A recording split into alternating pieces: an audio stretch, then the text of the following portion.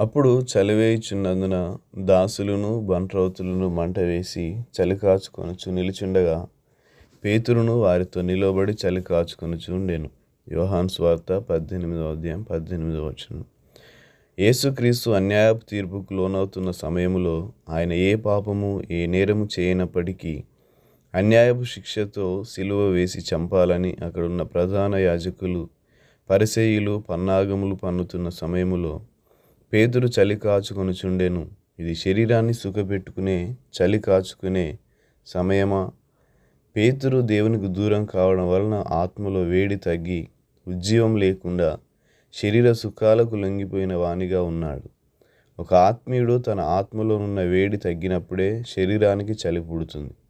అనగా ఒక వ్యక్తి జీవితంలో శరీర సంబంధ సుఖభోగాలు ఎక్కువైనప్పుడే తన ఆత్మలో వేడి తగ్గుతుంది, లేదా ఆత్మలో వేడి తగ్గినప్పుడు శరీర సుఖభోగాలు ఎక్కువ అవుతాయి.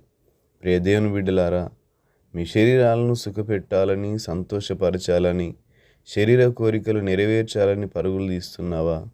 అయితే గమనించు, నీలో ఉన్న ఆత్మీయ వేడి తగ్గడమే దానికి కారణము. బాప్తిస్మమిచ్చి యోహాను గురించి బైబిల్ ఒక చక్కటి మాట వ్రాయబడి ఉన్నది. యోహాను మండుచున్న సూర్యుని వంటి వాడు. తాను బ్రతికినంత కాలము చివరి నిమిషం వరకు దేవుని సేవలో రోషము కలిగి జీవించాను. కాబట్టి స్త్రీలు కనిన వారిలో యోహాను వంటి వాడు లేడు అని యేసుక్రీస్తు తన గురించి ఒక అద్భుతమైన సాక్ష్యం ఇచ్చాడు. ప్రియ దేవుని బిడ్డలారా, మీ ఆత్మీయ జీవితం ఎలా ఉన్నది? మీ ఆత్మీయ స్థితిలో నులివెచ్చగా ఉన్నావా?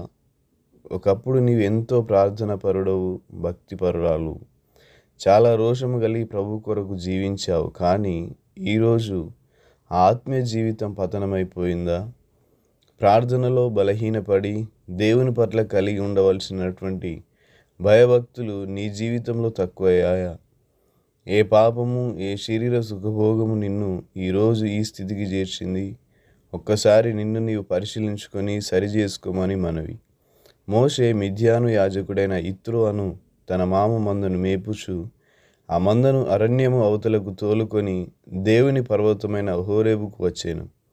ఆ సమయంలో ఒక పొద నడిమిని అగ్ని జ్వాలలో యెహోవా దూత అతనికి ప్రత్యక్షమయ్యను.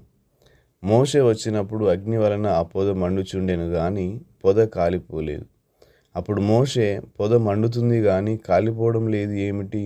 ఆ వింత అని చూద్దామని పొద దగ్గరకు వెళుచుండగా యెహోవా చూసి, మోషే మోషే, దగ్గరకు రావద్దు, నీ పాదముల నుండి నీ చెప్పులు విడువుము, నీవు నిలిచిన స్థలము పరిశుద్ధ ప్రదేశము అనెను. చెప్పులు చర్మంతో తయారు చేసేవారు, నీ పాదముల నుంచి నీ చెప్పులు విడువుము అని దేవుడు చెప్తున్నాడు. అనగా మనలో శరీర సంబంధ క్రియలను మనము విడిచిపెట్టాలి. విడువనిచో మన జీవితంలో దేవుని యొక్క అభివృద్ధి, ఆశీర్వాదాలను, సేవలో అద్భుతాలను చూడలేము. శరీర సుఖభోగములను, శరీర క్రియలను కలిగి ఉండి దేవునిని సేవించుట అసాధ్యము. ఆత్మానుసారముగా నడుచుకొనుడి, అప్పుడు మీరు శరీరేచ్ఛను నెరవేర్చరు. గలతీయులకు రాసిన పత్రిక 5:16. మనం దేవునితో సత్సంబంధం కలిగి ప్రార్థనా జీవితం కలిగి ఉన్నప్పుడే ఆత్మలో వేడి కలిగి శరీర క్రియలను కంట్రోల్ చేయగలము.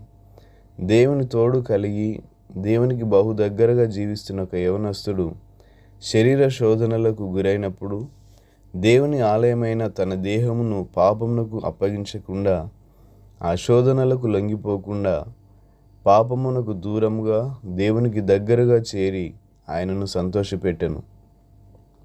ఆ యవనస్తుడే యోసేపు.